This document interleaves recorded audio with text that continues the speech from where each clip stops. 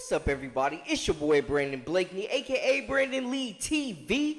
Kick back, relax, and come take a ride with me. Now we gotta dive into the storylines of the college football season going until tomorrow, because tomorrow is game day, baby, and it's a lot of teams with something still left to prove. Malik Murphy is stepping in for Quinn Ewers and those Texas Longhorns.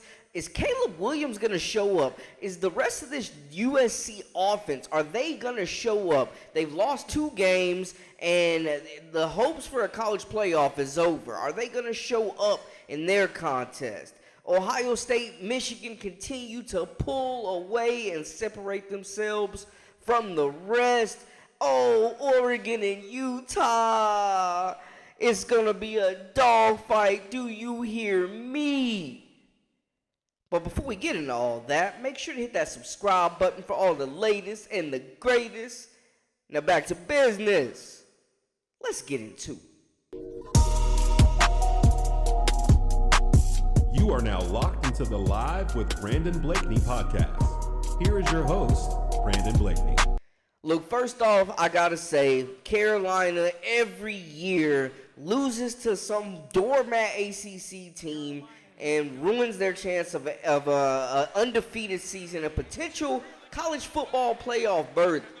You know what I'm saying? Every time we think they're going to go undefeated and they're looking promising, something happens. This time it was Virginia, and now Drake May and company will look to bounce back, man, against a scrappy Georgia Tech team that can absolutely move the football. This isn't your dad's Georgia Tech triple option type of offense that they're running, man. These guys are letting that thing fly, and they have a signature win over Miami. So if Drake May and company do not come to play, they could be sitting on L number 2, and that's not what you want, because they still have a chance to at least win the ACC championship.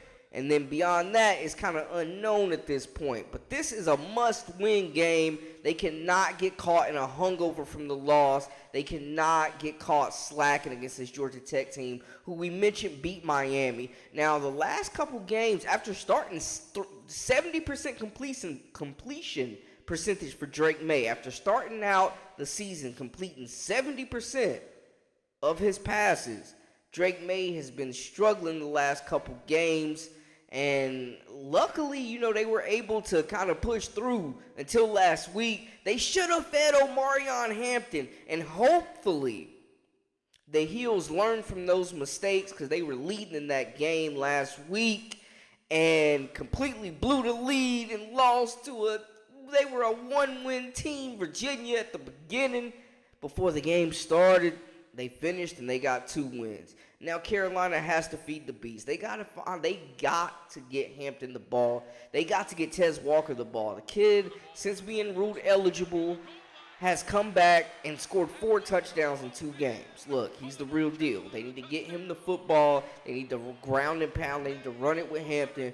May has to come out and be accurate, and this defense has to continue to do what they do and get to that quarterback. Now, the season is not done for the Heels. But a loss here, forget about it. It's a wrap. Drake May has to show us, again, why he is that bad man, why he is being considered the number 1 overall pick or number 2 overall pick, depending on who you ask. He's got to come out and lead these Heels, man, and they got to get a win against those Yellow Jackets.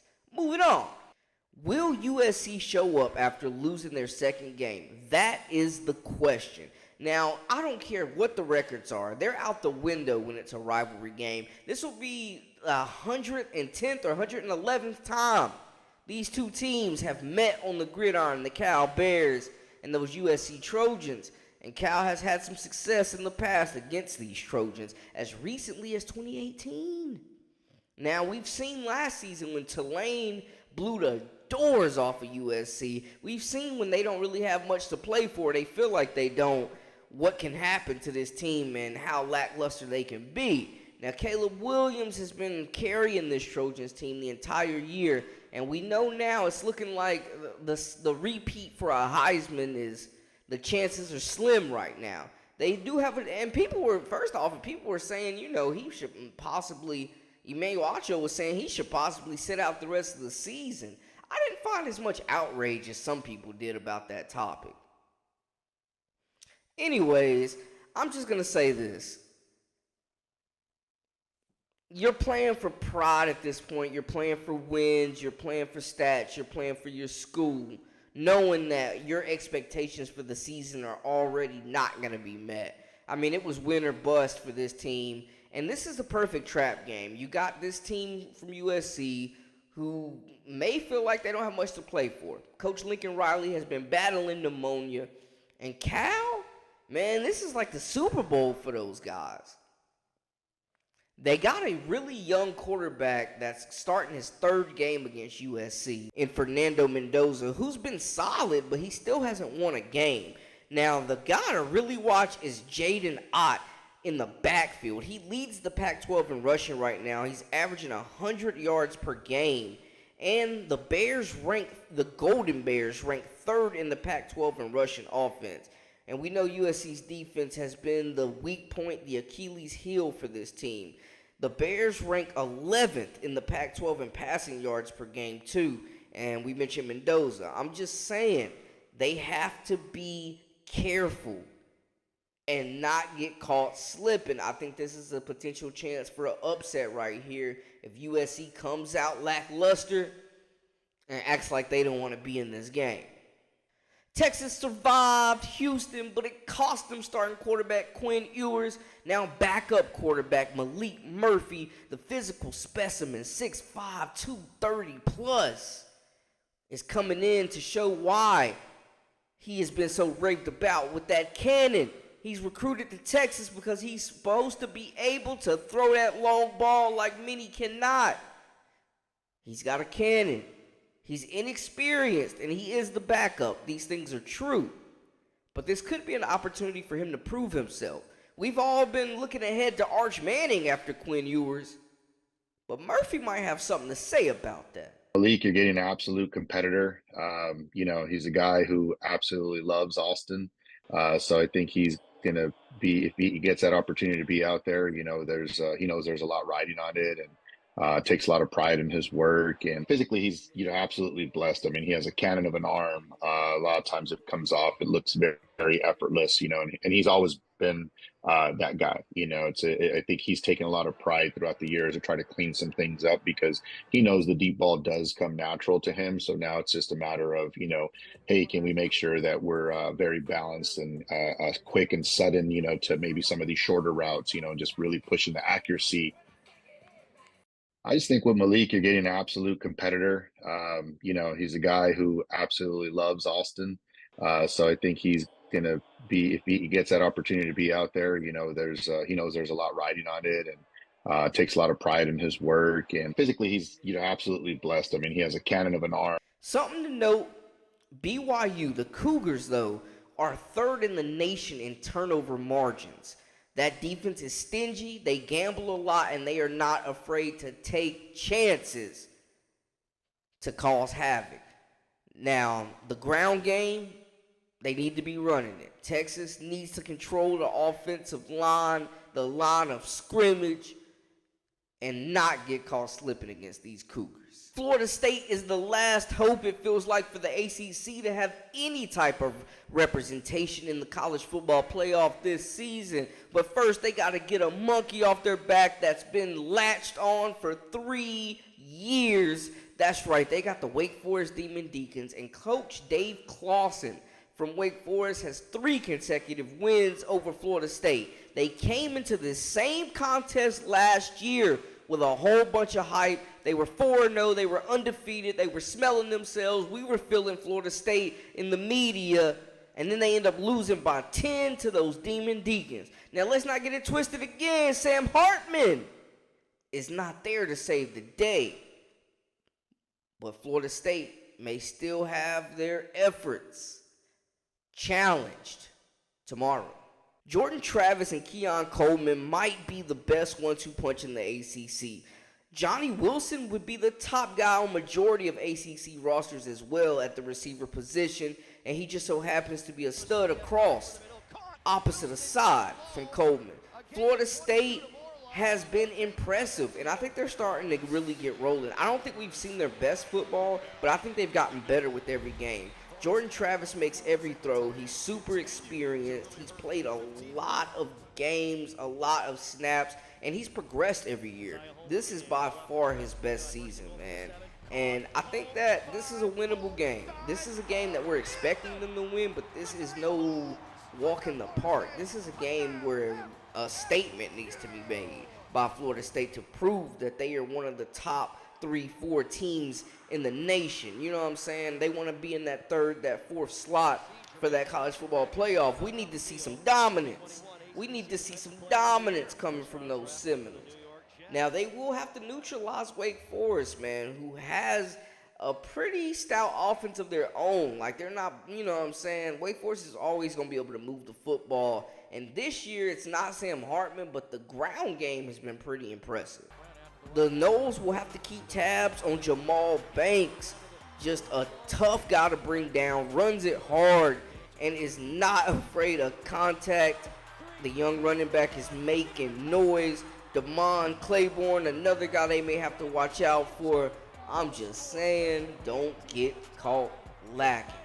Last week, the team that I think is playoff-bound, national championship contender for sure. I think they'll be playing for a national championship, and that's those Washington Huskies. They have the Heisman favorite on their team, Michael Penix Jr., the best quarterback in college football right now. Statistically, we're not talking about NFL potential. We're talking about wins. We're talking about numbers right now. And Penix Jr., you'd be hard-pressed to knock him out of that top slot. Now, that Arizona State game last week was a little suspect, man. They were held to like 15 points. It was their worst offensive showing this season by far. And they're going to be looking to bounce back. But they're playing a Stanford squad who has shown potential, man. We saw them scrap and fight and claw and fly to a victory against Colorado. And that was a game we thought was over. That was a game where those guys put up 40-plus and showed that, hey, they can score the football. We saw the potential of this team when everything is clicking. Washington cannot take the Cardinal lightly. Oklahoma taking on Kansas. Man, I hate that the preseason player of the year on the offensive side of the ball in the Big 12, Jalen Daniels, is going to be missing this game. Kansas has continued to roll without him. You know what I'm saying? They've gotten good quarterback play, but the wins haven't been there. And we're seeing how much Daniels is missed.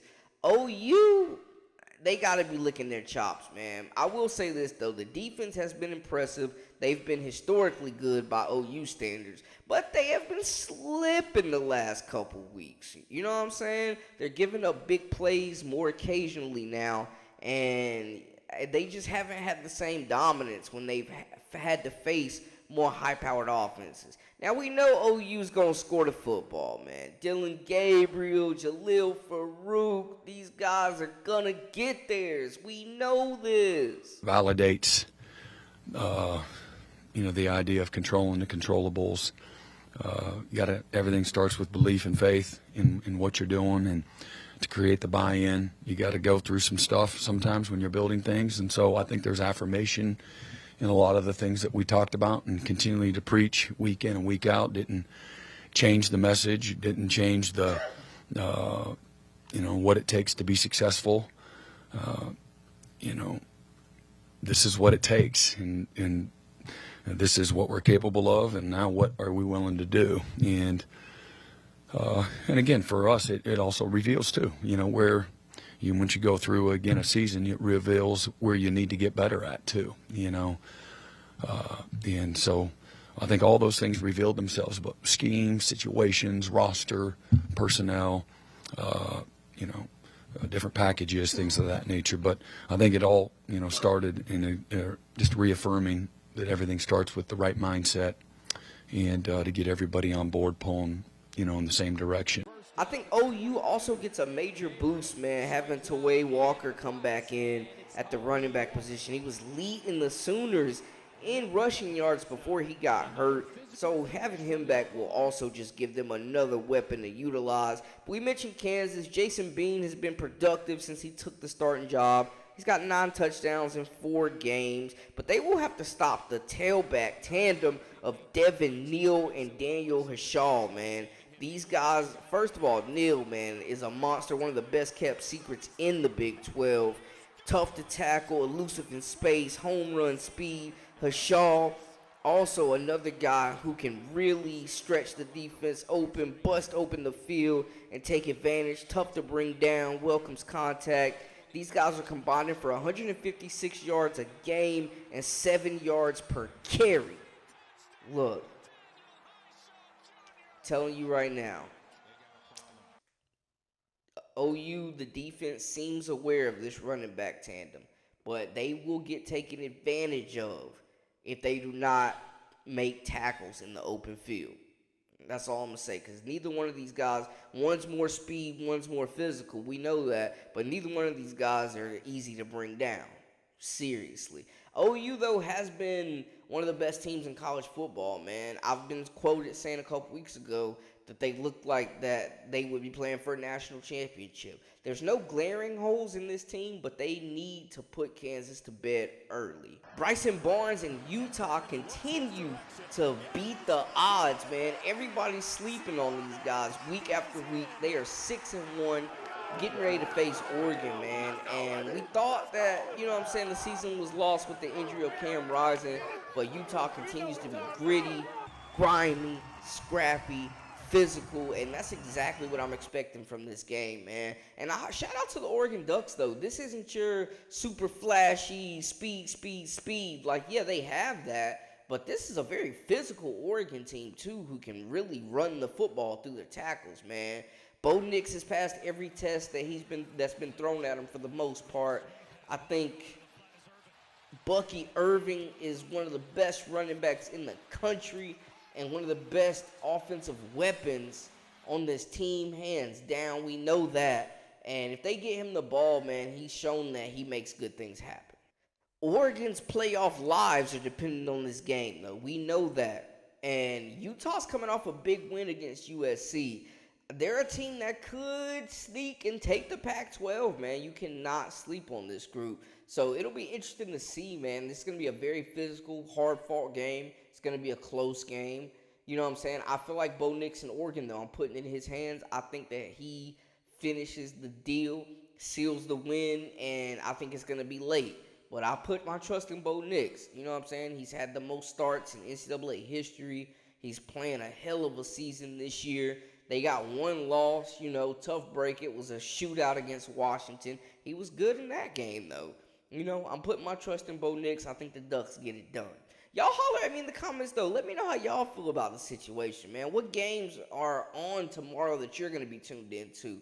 Who's on upset alert? Who are the best teams in the country, in your opinion? Who will win the national championship? I'm interested to see Georgia play as well, man. It's a lot of games, a lot of storylines, and a lot of takes to be had. Holler at me in the comments. And make sure to hit that subscribe button for all the latest and the greatest. I'm Brandon Blakeney, a.k.a. Brandon Lee TV. Until next time, hey, we out.